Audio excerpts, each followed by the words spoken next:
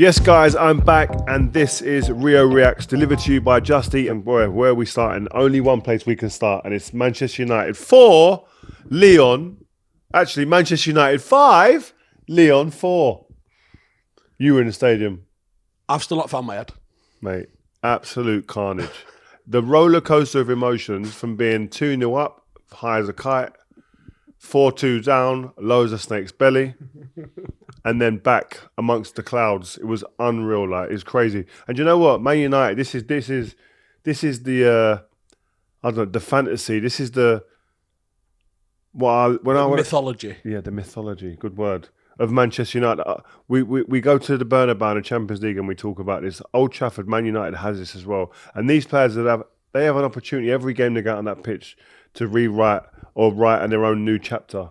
And I think tonight is one of those where people go, I'll never forget that. There was a kid in the stands. It was on the TV. Was doing with TNT, and it showed him crying in the stadium when we went 4-2 down. And when we went to 4-4 and then eventually went 5-4 up, his old man, his dad had him above his shoulders and the kid was laughing his head off, like unreal. But it just shows you what football can do. Only a size 5 can do this. There was a kid next to me in the stadium, and the last few weeks I've kind of been going like that to him. It ain't always been this bad, you know. Like, we used to be good. Listen, when your dad's telling you the stories, they're not stories. We used to be really, really good. And then he's just been absolutely screaming the place down tonight. And I was like, that's what it's about. That is what it's all about. And that is what it's all about. One of the blokes said to us, we haven't seen a night like that in about 10 years. And I was thinking, you might be right. Yeah, it's crazy. The only one I can think of was Liverpool last season with Ahmad. Diallo, yeah. Outside of that, that might be the best night at Old Trafford in a decade. Yeah. Think about that. That is crazy. It used to be like every season there'd be one of those. Every season. Do you know what I mean? There'd be somewhere, a home or away, it'd be something like that would happen. It's mad because in commentary, I remember Darren Fletcher said, we need a miracle. And I was like, was it 3 goals in 5 minutes? 3 goals in 6 minutes. It was crazy. And that's, you know what it is? We spoke to Amarim, right? There wasn't a forward on the pitch. Exactly. You put tactics, you put like the way you set the shape and team up. This is all about character and the ability to understand the assignment. We need a goal by hook or by crook. And our forward line at this time when this is all happening was Mason Mount, Bruno Fernandes and Kobbie Mainoo. There's not a runner between them, right? And there's not a striker between them. But then you throw Big Duncan Ferguson, a.k.a. Harry Maguire, up front. To be fair, he's been a better centre forward this season than Rasmus Højlund has. It's crazy. And he, against Nottingham Forest, went up, caused havoc. And then today he goes up there and you go, you know what? Wow. It was just one of those, it's written. And again, his character has to be, I think you have to show huge respect to Harry Maguire because the character he's shown, he's had the captaincy took off him, he's had people question his abilities, he's had people question his time at Manchester United, should he be there, should they sell him, etc. He's stuck it out and he's been able to create a moment like this for himself that he would look back on and go, do you know, probably one of the best moments of my life, my career. We've just had a game that we won. And it was won, right? At 2-0, United had then started to create all sorts of chances. And then Garnacho goes through. Yeah. Because obviously, Joel, let's roll it back actually, because I left some on Garnacho on Monday's show. Yeah, if you didn't see the show, go back and look at the show. He was absolutely savage on Garnacho. And then his first touch, flawless decision making to pull it back for Ugarte, set the first goal of the game up. Just quickly, just on Fantastic that, start. you are saying that Garnacho, you wouldn't have him excited. On that, when you get a glimpse of that, do you not go, and you coach, you got a team, you're a manager of a team, right? Do you not look at that and you go, he's 21 years old, he's getting into them positions again where he's creating danger, he makes the right decision. And then later in the game, we see it, and he makes probably 4 bad decisions, right? Which is fine. But do you not go, are you one that clings on to the good decision and goes, right, I can build on that, or he's made 4 bad ones, he's done for me? I think you know. it's the 4 bad ones. Because I think decision making is probably... Why was Roy Keane good? Decision making was great. almost flawless. Yeah, But was his decision making great at Forest? I don't know. That's what I mean. He did win Player of the Year in a relegated team, though, so it couldn't have been bad. So did Scott Parker. Was his good? He was right. There you go. I think what people want is you've got to be deadly, haven't you? And you can pull up the chances that he gets, and I think his ability to create chances is absolutely a skill. It is a skill, especially when you contrast that with Rasmus Højlund, who genuinely it is like playing with 10 men at the moment. To me, I know you. We spoke in the car on the way, didn't we? You kind of liked his link-up play. I'm not asked about his link-up play. Yeah, goals, isn't it? Yeah, not just goals, movement in the box, and being a threat, and even it ain't going right for him. And if it ain't going right for you, you've got to fix one thing which you can, which is your attitude and your application. And for me, he didn't look like he was interested in pressing. Anytime someone else had a shot, and there was a few at 2-0. He was going crazy, wasn't he? He was slapping his arms around and stuff like that. And you're like, yeah, but you're not there when there is a cross to be had anyway. Dogu flashed one across the front post. Wasn't there? There was a couple, actually, where he just wasn't in the right position. But that was the big one, I think. And you think... For me, the decision making with Garnacho is a massive issue. But I thought tonight, even with the bad decision making, I think he had a good game. And you know why he had a good game, I will say? I spoke to Robbie Savage about this in commentary. Is because he didn't play the 10 position, which is what Ruben Amorim's system requires. He was allowed to be a bit more of a winger today, and there was the opportunity to run in loads of grass. And I think that's his game. If he's having to receive towards a 10 when he's back to play, it nullifies everything about his game. So I think against Wolves, he's probably going to be one of the first names on the team sheet for that, because he'll drag those centre halves out, get us on the pitch and be in that sort of space. But yeah, we win a game at 2-0. We have all of those chances. The third goes in and it's pipe and slippers time, and it's start thinking about what Airbnb you're going to Bilbao. What type of ham on you're going to have in Bilbao? Do you know what I'm saying? Oh yeah, ham on. Can't wait to go and get a bit of that. I Ham on love and cheese. Bilbao. It's one of my favourite stadiums in the world. Did you go to the game when we got beat there? No, I went and watched them versus Atletico Madrid a few years ago. Yeah, we got pumped. Loved it. I think it's a phenomenal stadium, and I'm glad the finals. Do you think we can win? No. That's a deflator, isn't it? That's a big deflator. I was on a high there, going through the clouds, and then all of a sudden this guy just brings us down with Mr. Pessimist. I think they're the favourites to win it. Yeah. I think if you beat them, you're winning it. I'm not asked about Tottenham. But I think they are the team to beat.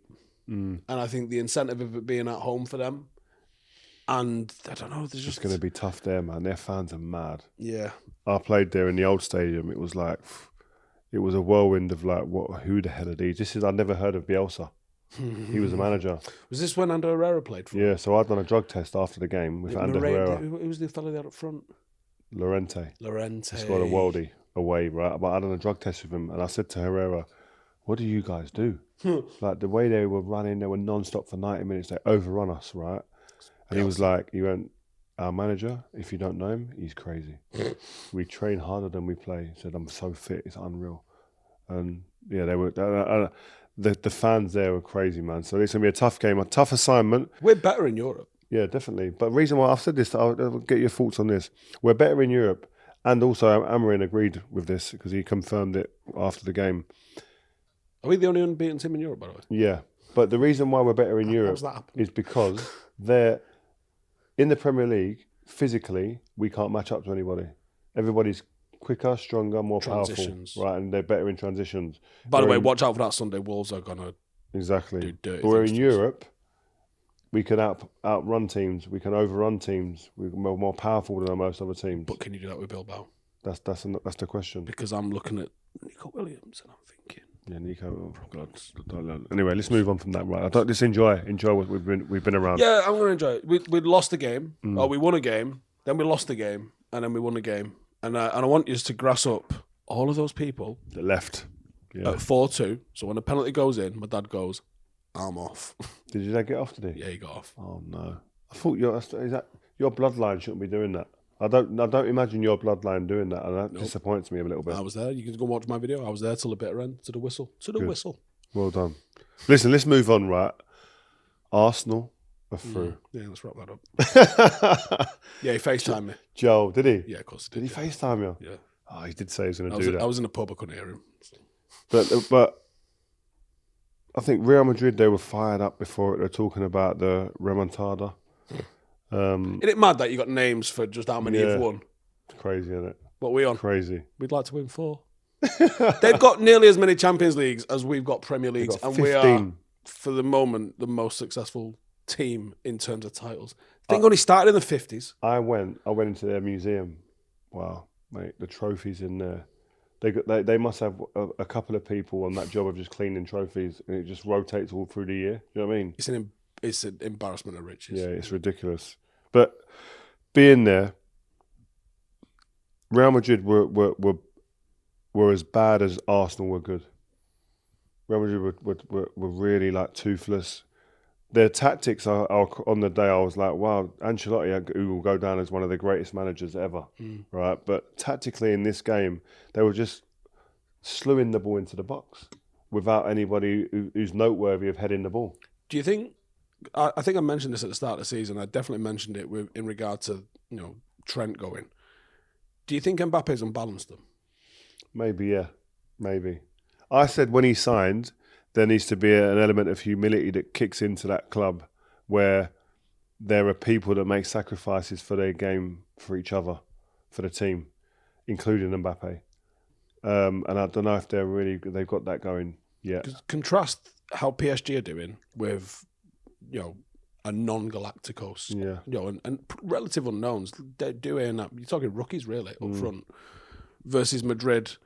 That should have been, adding Mbappe onto what they had last season should have really elevated them. But I think he's took them backwards. And he scored 33 goals in doing that. I don't know. It's a weird one for me. I look at that's an element. Mbappe coming in there has created a question mark. Can we do it with him? But also look what they've lost. Toni Kroos, the conductor. Yeah, Modric isn't as involved. Is it? Modric isn't as involved, but Kroos was the conductor. Everything went through him. He's pivotal to everything they've done last season, with the ball, even without the ball. Jude's been off the boil. He's playing a different position again a little bit. But what I would say, then you've got Carvajal, the captain, top right back, gets injured. They lose him as well. Then you've got Valverde. So you've lost 2 midfielders effectively because he's gone to right back. And Valverde is a miss because he was kind of the rat in midfield. He's getting up and down. So they've missed 2 midfielders and they've missed their right back who's a captain and massive experience. And you look at it and going, is it just Mbappe the problem? I don't think it is. I think it's more than that. So that's why Arsenal won. But I have to say Arsenal. It was done off the first tie, wasn't it? Yeah, the first tie killed it. But they were magnificent. I thought over 2 legs. Declan Rice, I think, you look at players and you go, where was the moment that you go, he stood up and went, you go, guys, the top table, I'm at it. I think this tie, I think, says that because you can say, yeah, it's only the quarterfinal. Why was he even stepping up? What do you mean? Why was he even taking them free kicks? I know. He's never took a free kick. Don't take them. And then goes in against. He's like, let me do it in the quarterfinal. Yeah. But doing it against a team of that magnitude, that type of team, the champions. And boshing it in the joint. Come on, mate. And doing it again. So I'll do it again if you want. Doing it again was a fucking piss take, honestly. And we didn't go and sign him. And I think and I stand by this, if Man United had come to the table with a checkbook and said we'll match what Arsenal pay, I reckon Declan Rice would have chose Man United. Well, the position that United find ourselves in at the moment, which is a solid 14th. Yeah, poor. Which is nuts, innit? And by the way, Amarin basically said after the game in the interview, right off the league now, write it off. We knew that when you picked that team last week. Yeah, it's written off now. Kids are going to play. The academy kids must be sitting there rubbing their hands together saying, please pick me now. I've been doing all right this season. Cheeto, people like that. And Jack Fletcher, Man City. Oh, yeah, he's going to get some games. It's nice to see the kids playing and continue that. You know what I mean? Let's look at the semi-finals. Arsenal, PSG. Who are you going to win that? You know I'm going with that. Paris Saint-Germain, didn't you? Yeah, and I'll be hate watching that. Will you? Big time, yeah. Mate. Do you reckon you can Do you know get... what? No, I've really enjoyed PSG in the Champions League. Yeah, they've been the best team for me. But most enjoyable to watch. Barca have been good to watch. And honestly, just for knocking Liverpool out, I'm here for you.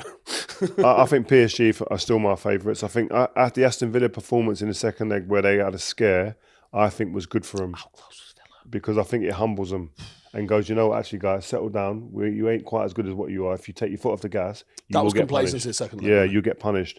And I think Luis Enrique, I think if he could have wished for anything, he might have wished for that. To go so further in the tournament, I can't be scared of that because they know if they don't approach it properly, they ain't good enough to just do that and just coast. So we'll get it out and get through. And I think it makes them a better team. But I think Arsenal were probably their worst opponent they could have got at this stage. If you were going to say the 4 teams left in it, who would they least like to play? I think Arsenal will be that team because they have players I think that can nullify their threats. What Arsenal have got is a good defence. They've got the 2 fullbacks who are happy to go 1v1. Yeah, unfortunately you've got Saka back as well, which is a bit of an X factor. The only thing I'm looking forward to seeing Saka against Mendes because he shut down Salah, the most potent striker in the Premier League. Shut him down over 2 legs. What's nuts is there are players who can do that to Mo Salah. There's not many players who can do that to Mo Salah, and typically, he's having one of the all-time seasons. But it's weird, and sometimes it just happens. There's like a player that's just got his number, and that's that. I'd like to see it. I want to see how Saka does it. I had this big conversation about Saka not being world class yet, and it was only because he wasn't playing in the games of the magnitude of what we'd seen this week. Do you know what I mean? It's not just about one game. He still had a body of work that supports it. But you want to see him go onto the biggest stage and go, you know what, guys? I'm on the same pitch with Mbappe. I might have celebrated him. Vinicius. His Yeah. goal. No, the penalty. Did you celebrate it that he missed it? Yeah. Shut up. You're a bitter man. You're a bitter guy. Real Madrid's penalty shout, which was, for me, was the threshold was, I don't think either was a pen, but the threshold was there for it to be a pen the same as Arsenal's. Yeah. I think if that gets given, it could have swung it. Yeah, different game. A bit like Old Trafford. When the momentum swings and shifts to the home team in them stadiums like that, it's the same at the Allianz Arena with Bayern Munich. Them big clubs who've got history, they're steeped in history where we've seen it before. The players aren't no different from fans. They've seen these occasions before. So that comes into your mindset. Panic sets in. Oh no, they score in these moments. Madrid especially. Old Trafford's the same. On that, how the hell did United turn that around at that point? Because the penalty, he's still not there. Oh yeah, It's just sling it for. Have you ever been in a game that was that much of a swing from losing to winning to losing, or winning to losing to winning? I don't think I have. Probably Everton when they beat us, when they ruined us winning the league. 4-4. Yeah, probably that. But then it would have been us. It'd have been us going behind. They only equalised, didn't they? Yeah. It'd have been us going behind, but then winning it again. Yeah, it was like a loss. That was like a loss anyway. Yeah. Spurs. The White Hart Lane game. Was that the 5-3? Yeah. Went 2-0 down. Yeah, but we didn't go up. We didn't win it first. Yeah, true. Yeah, true. That can't happen often. No, 2-0's usually dealt with, innit? Yeah, you're gone. 2-0 at home. Yeah, you're gone. You are. So go on anyway. Back to the other game, Barcelona into Milan. What do you think? I'm going to go into Milan. I think because I'm a hipster and a contrarian, I'm really liking what Inzaghi's doing. Have you seen their shape when playing out? Mate, it's ridiculous. The last 2 years they've been doing this. It's like ridiculous. They played City earlier in the season at the Etihad and should have had probably 3 or 4 goals. Is Chris Wilder taking any credit for this?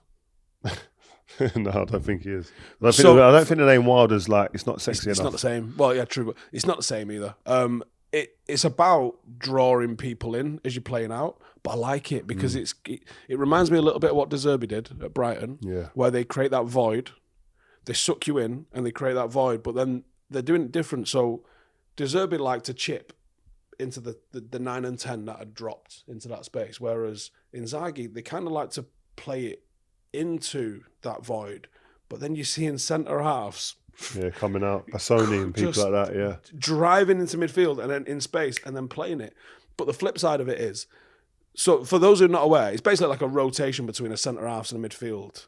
Is basically it, isn't it? Yeah. So you got your back three and you got your midfield three, and they basically do a bit of a dance where they sort of swap in the process of playing out. They just change position, and at one moment they kind of almost create like a back 5 or 6, leaving a big donut-sized hole in the centre, and then they'll put like a through ball into it, which they'll then pick up and go.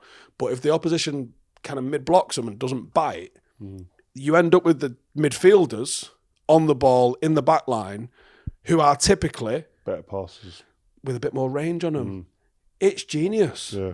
And then you've got wing backs who are flying. Yeah, but they're going to live up there. They're like wingers. Yeah, they're not getting involved with that. They're just going trying to occupy some space. Yeah. So I think they're a good team. They're a hard team to play against. They're good defensively as well when they need to defend. Who wins it? Who wins the whole thing? Let's take it back a lot. What's your final? I'm going to go for a PSG Inter Milan final. That's what I think it will be, and I think PSG will win on the day. Just. I'd love a Barca PSG final. That would be my ideal final when you've got two front threes who are rolling it back and who've got a license to just go and attack people. We're talking about a systematic robotic time. Inter have got a bit of pedigree, haven't they? Obviously, recently lost to City not too long ago. I know there's a few different players in there, but just I wonder if that pedigree makes a difference. Yeah, I think it does. I think Inter get to the final, but my ideal would be Paris Saint-Germain, Barca, just for the fact that you've got two front threes who are allowed and who want to take people on, who excite you. And your Miles building up some body of work there as well, isn't it? The teenager, the kid, the baby. It's unreal, isn't it? You got him against Has he finished his A-levels yet? Him and Doué. It'd be great, wouldn't it? Probably not even. Is he eligible to take his A-levels yet? He's a bit advanced, isn't he? Probably. Has he even got a driver's license? Don't think he has. It's unreal, isn't it? Oh yeah. I'd quite like to see Inter. It's got to be. You're not going to see me sitting here saying I'd like Arsenal to do anything. So, yeah, PSG Inter, because I think that'd be a really tactically interesting game. But I think the more entertaining game would be Barcelona PSG. I agree. But I would, for entertainment purposes, PSG Barca. I'm with you. But a part of me would like Arsenal to get there. I wouldn't mind Arsenal winning it. I've got to be honest. As much as it would kill me with Joel, right? Joel would kill me, but I would like to see because I like their players. I love Saka. I love Declan. I love Odegaard. Like Timber, Lewis Skelly, Saliba, Gabriel. They're players I like. Right, guys. Now, listen, we're back for our fans edition, delivered by Just Eat. In last episode, I asked you guys, what is your ultimate Champions League stadium? I'm talking like atmosphere, history, location. My favourite response was from Adam Mitchison. And by the way, you've won an official UEFA Champions League ball signed by yours truly. I want to read this one out, right? Adam Mitchison. He said the San Siro was pretty cool. I was there the night we got spanked 3-0 by that incredible Milan team. 2007. Kaká, Pirlo, etc. Talk to me about Gabby Hines. I was playing. What was he doing? Yeah, he was all over the guy. Anyway, there was a mad thunderstorm, and from the away end you could see the lightning of all across Milan. Atmosphere was immense, even pre-kickoff. So I have to agree. San Siro's got that iconic feels like Euro, a Champions League night. Yeah. Was it Italianati, wasn't it? That's what I remember it from there. When's it getting knocked down? Is it this last season? I don't think they'll knock it down. I think it's a listed building. I thought he was going. But I don't think they're going to play there. Right. I think that's the key. So we'll see. Yeah, San Siro. If I'm thinking, Bernabeu. Yeah. New camp, obvious reasons. Yeah. But San Siro takes some beating that.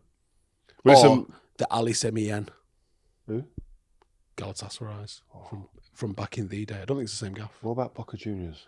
That one looks. They're not in the Champions League, real. No, but you know what I mean. So it's a stadium that you wouldn't mind. Can we go? That's a bucket list for me, you know. Oh my god! I want to go when it's shaking. That's every game. It looks so dangerous, doesn't it? Yeah. I wish I could have gone when Maradona was there and been in his box. Imagine that carnage. Make sure you check your DMs because the team will reaching out to sort out your prize. So do not miss that, right? And now for this week's question. Oh, I've got a new one, right? And the best answer will win 2 tickets. This is unreal. They'll win 2 tickets to Manchester United versus Athletic Bilbao. home or away? The second leg at home, Old Trafford. Oh, I'm already going. Are you already going? Yeah, I would have entered otherwise. All right. Well, listen, if you could swap shirts with one Champions League legend, who would it be and why? Mine was... Can you be a legend if you've not won it? Yeah. Because I'm going to go for one. That's who I'm going to go for. Are we going for the same one? Oh, no. We're going for the same one. Yeah, that's what I go for. Did you not swap shirts with him? No. I got Rivaldo and Roberto Carlos when I played against Brazil. Who did you I didn't swap. that night? I didn't swap that night. Because you got in trouble. Yeah. Because we lost. Yeah. And you got spanked. Yeah. Didn't swap. You can't. Your opponent can't score a hat trick, and you're looking to swap a shirt. Can't happen. I think in 2025, people had given it the old cover the mouth. Yeah. I'm in the tunnel later. Yeah. Just hook me up the shirt later. That's what it'll be, won't it? Yeah, forget that. For all the details on the TNCs, head over to Rio Ferdinand Presents on Instagram and check the bio, guys, right? And that is all for Rio Reacts. Remember to tune in every game week and send in your answers to my questions for the chance to win some really, really great prizes. Get involved. And guys, I will see you next time. Steve, thank you very much. Laters. Thanks, guys, for listening to this episode of Rio Reacts. Hope you've enjoyed this show. And if you have, make sure you leave us a review and follow this Rio Ferdinand Presents feed to make sure you never, ever miss an episode. If you've got a point you think we should be discussing or want to put us on the spot with a question you want answering, get in touch using the fans first at rioferdinandpresents.com email address or use #RFP on social. See ya on the next one.